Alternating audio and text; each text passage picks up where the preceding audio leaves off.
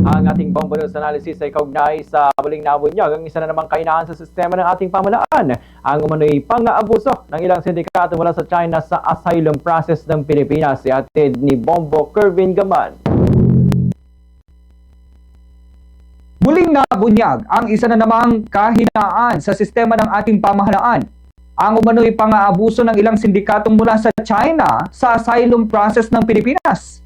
Sa pagsisiwalat ni Senator Risa Hontiveros lumitaw na ginagamit ng mga puganting sangkot sa malalaking krimen ang ating bansa bilang taguan at higit pa na nakakakuha sila ng proteksyon sa ilalim ng asylum status. Kung totoo ang mga pahayag, malinaw na nilalapastangan ng mga banyagang ito ang batas ng Pilipinas at mas nakakabahala na gagawa nila ito dahil sa tulong o kapabayaan ng ilang opisyal at kawani ng pamahalaan.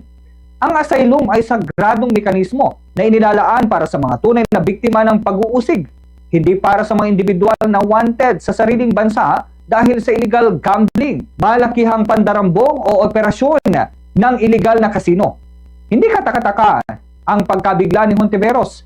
Paano nga bang nagkaroon ng mabilis at halos garantisadong proteksyon sina Lin Xiangqian, Miss Wang at Mr. Yin? Mga taong iniulat na may mabibigat na kaso sa China, samantalang maraming Pilipino at maging tunay na mga refugees ang hirap na makakuha ng agarang atensyon mula sa gobyerno. Kung kaya itong paspasan, sino ang nagmamaniobra?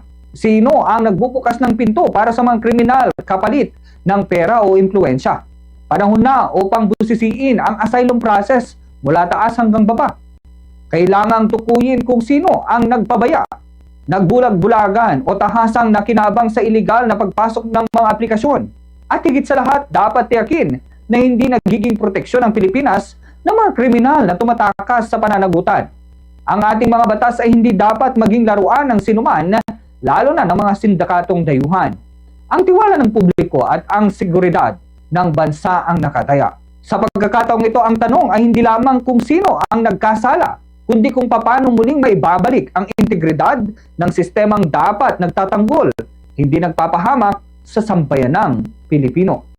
Yan ang ating Bombo News Analysis. Ako si Bombo Kervin Gaman, Basta Radyo. Bombo!